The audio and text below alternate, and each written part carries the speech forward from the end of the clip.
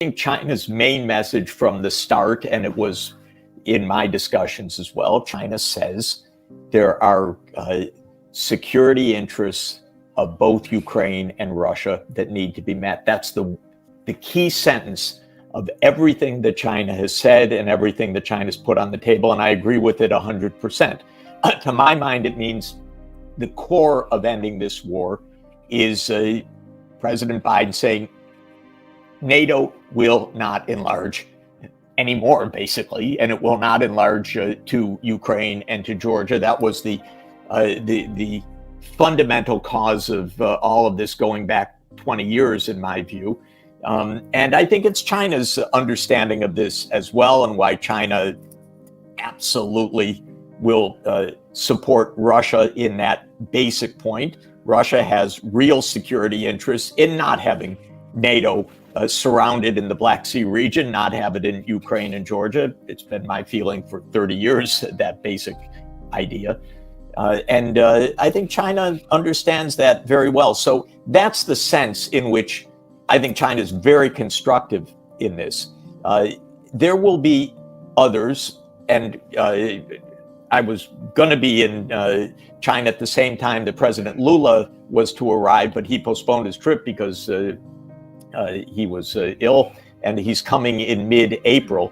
But Lula actually aims to, and I think can, play a meaningful role in pushing the U.S. and Russia to real negotiation over these critical issues.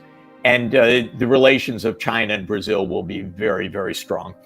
So I think China's role is real in this. I don't think it's going to be orchestrating a full public diplomacy, but I think it will be playing an important role, quietly as it does, to say, look, the basis for this war to end starts with the US and Russia, and it starts with NATO dropping what has been the neocon project for 30 years now, which is the relentless expansion of the US military alliance. And I actually believe that's the basis for ending this war at the negotiating table. So I think China will play a very important, quiet role in that regard. But, you know, of all of the things that have happened, and as you mentioned, I think the rapprochement of Saudi Arabia and Iran is both remarkable. It is a great diplomatic achievement also of China, but it's also the way of the world, in my view, which is that if neighbors actually get along with each other, this world could actually solve a lot of problems, and neighbors can cooperate on many very practical economic things. And that, to my mind, is what's taking shape. And what we ought to watch is, the neighbors, India and China, but also the neighbors, China, Japan, and Korea, because that's another one that's going to change. Right now, the U.S. alignment is Japan and Korea have to be, rapidly anti-Chinese. But watch that screen. That's going to change also in the next couple of years. A lot of Koreans are saying to me how incredibly unhappy they are with the hard line that the U.S. is pushing Korea to take vis-a-vis China. And I think that that's the next one that's actually going to start to change.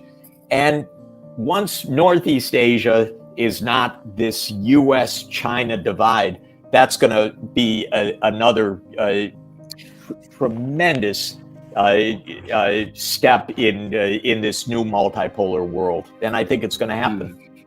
I visited Korea about 20 years ago, South Korea, I should make it clear. And I was struck even then by how close, the influence of China was with Korea, how well these two countries know each other already, millennial history.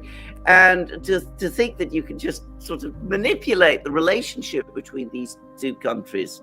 It's crazy because I go to the three countries all the time. Know the leaders in all three. If they would get together, my God, the powerhouse of China, Japan, and Korea, technologically, economically, financially, unbelievable. It's so good, it's going to happen, actually. Yeah, I agree with that, actually. And we were talking about Japan, and it's making some moves of its own because it's now opting out of the oil price caps. It's got, the oil price caps on the Russians that the US is imposing. Does anybody in the United States, at a sort of senior level, quite understand that this bullying policy is actually weakening the US's positions instead of strengthening them? And that, in fact, the US has huge opportunities here for itself if it would just drop this and change its approach. I mean, I read actually somewhere that it was a Chinese thing that, China's rise economically is an opportunity for the United States, as it should be for everybody.